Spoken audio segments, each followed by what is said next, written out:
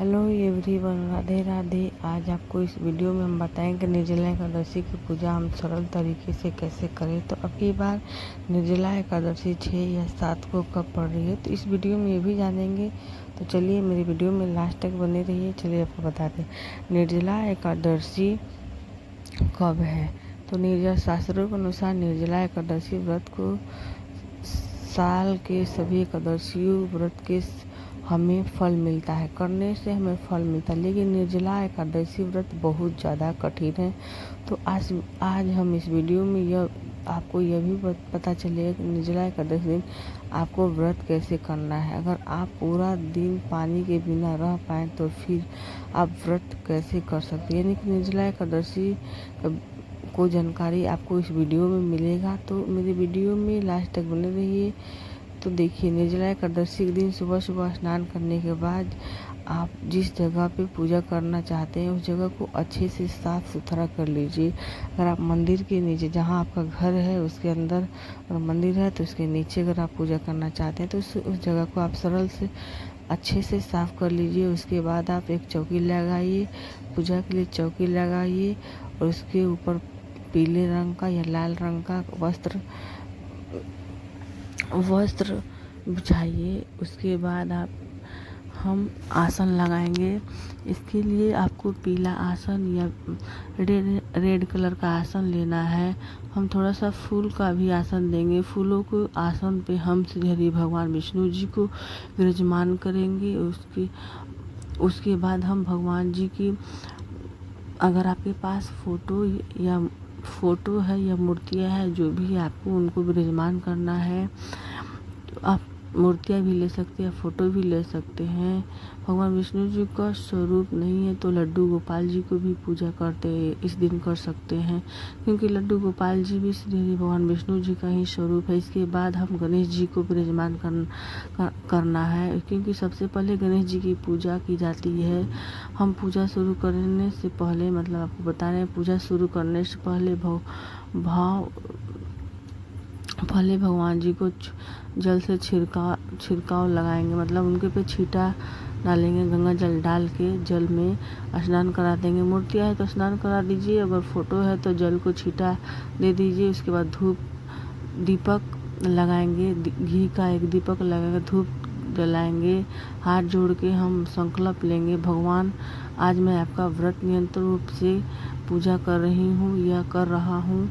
आपको मेरी पूजा को स्वीकार करिए, गलतियों को माफ़ कीजिए और क्षमा करिए, मेरी मनोकामना पूर्ण करिए। ऐसा संकल्प करने के बाद फिर हम पूजा शुरू कर देंगे। तो हमें जलाया हुआ दिया हमने जला लिया, जल के छींटे लगा लिया, सभी को स्नान करा दिया। उसके बाद वस्त्र रूप में कलावा समर्पित कर देंगे। तो हमें गणेश जी को, भगवान विष्णु जी की फोटो को, सभी देवताओं को कलावा समर्पित कर देंगे। उसके बाद जनेऊ है, जो आप जनेऊ समर्पित कर दीजिए, नहीं है तो कलावा भी आप समर्पित कर सकते हैं। हम यहाँ पे सभी देवताओं को चंदन लगाएंगे। फिर पूजा बिल्कुल वैसे ही करनी जैसे हम हर एकादशी व्रत को करते हैं, उसी तरह से पूजा करनी है। तिलक लगाने के बाद हमको अब सफ़ेद तिल अब समर्पित करना है, क्योंकि इस दिन चावल नहीं चढ़े, इसलिए विष्णु जी को चावल नहीं चढ़ाया जाता, इसलिए सफ़ेद तिल नहीं तो काला तिल भी समर्पित कर सकते हैं आप। थोड़ी सी तिल आप दीपक में भी डाल दीजिएगा, क्योंकि जितना आपका तिल चटकेगा उतना ही आपके पाप को कष्ट दूर होंगे, ख़त्म हो जाएंगे। उसके बाद फूल समर्पित करेंगे। आपके पास फूल नहीं है तो मत समर्पित करिए, है तो फूल समर्पित कर दीजिए। गणेश जी को भोग में तुलसी जी का पत्ता मत डालिए, क्योंकि गणेश जी को तुलसी जी का भोग नहीं लगता है। आप गणेश जी को आप भोग लगा दीजिए। हम विष्णु भगवान जी को भोग समर्पित करेंगे, उसमें आप श्री हरि भगवान विष्णु जी को तुलसी जी का पत्ता जरूर डाल समर्पित करिएगा। निर्जला एकादशी के दिन मीठा जल यानी कि शरबत का दान बहुत बड़ा शुभ माना जाता है। आप हो सके तो एक मिट्टी का पूरा घड़ा, मतलब छोटा मोटा घड़ा ले लीजिएगा, दान कर सकते हैं। लेकिन घड़ा अगर आपके पास ना दान कर पाए तो शरबत बना लीजिए। शरबत आप प्रसाद में भी ज़रूर चढ़ाइए और भोग ज़रूर लगाइए। इसके बाद शरबत को आप दान कर दीजिए। शरबत को दान इस दिन ज़रूर करना चाहिए। भोग भी शरबत का ज़रूर चढ़ाइए। इसके अलावा ऋतु फल जैसे आम, खरबूजा, तरबूजा, जो भी ऋतु फल है आप उसे भोग के स्वरूप में चढ़ा लीजिए। और हमें साथ ही दक्षिणा भी ज़रूर चढ़ाना है, क्योंकि दक्षिणा को पूजा मेरी कमियां पूरी हो सकती है। इसके बाद जो आप हाथ जोड़ के हम भगवान से भोग ग्रहण करने के लिए प्रार्थना करेंगे। फिर हम कथा सुनेंगे, निर्जला एकादशी की कथा। इसके लिए आप एक छोटा सा जल, एक लोटा में छोटा सा जल लेंगे, हाथ में थोड़ा सा तिल या फूल लेंगे। फिर हमें निर्जला एकादशी का व्रत की कथा सुननी है।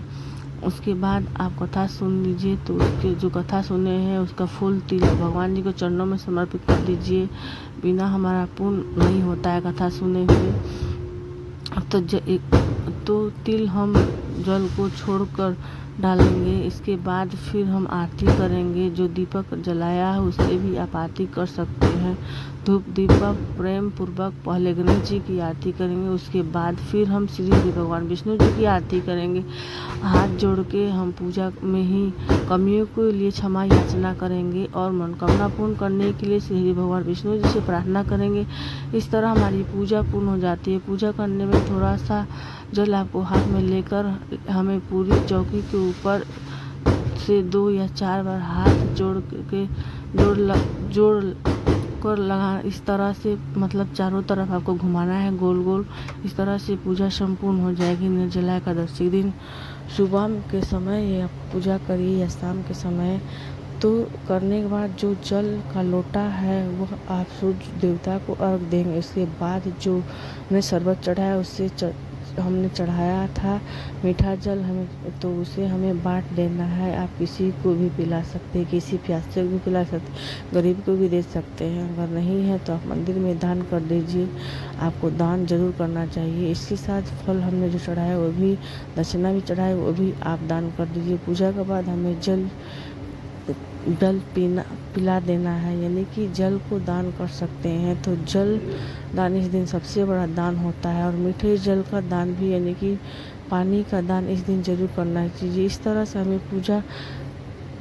हमें सुबह के समय पूजा करनी है। आप ये व्रत कैसे करते हैं तो वो देख लीजिएगा। आपको यहाँ जैसे होता वैसे करिएगा। निर्जला एकादशी यानी कि व्रत यानी कि निर्जला है जो व्रत, इसमें जल बिल्कुल भी ग्रहण नहीं किया जा सकता है, अन्न भी नहीं ग्रहण किया जा सकता है, कुछ भी ग्रहण नहीं किया जाता है।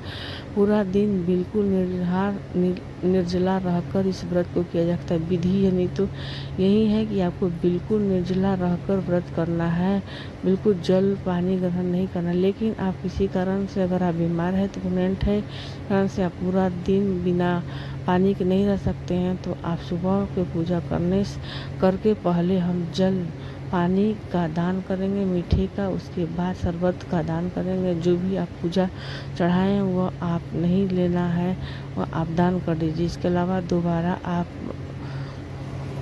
बना लीजिए। उसके बाद आप उसे आप अलग से बना लीजिए। आप शरबत को यानी कि पानी को पी लीजिए।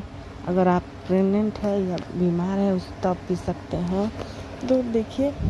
तो देखिए कुछ लोग एकादशी का व्रत 6 को या 7 जून को रख रहे हैं। तो निर्जला एकादशी का व्रत है तो कुछ लोग 7 जून का 6 जून का 6 जून को जो व्रत कर रहे हैं उसका पारण का समय होगा दोपहर को 7 जून को 1:44 से 4:41 रहेगा। यानी कि व्रत का पारण 7 जून को दोपहर को होगा जो 6 जून के कर रहे हैं। और जो 7 जून के कर रहे हैं उनका व्रत का पारण होगा सुबह 5:23 से लेके 7:17 तक रहेगा।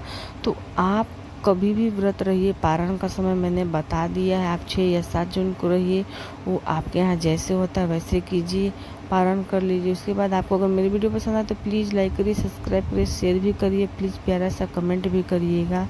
तो क्योंकि निर्जला एकादशी के दिन अगर हम जल का दान करते तो किसी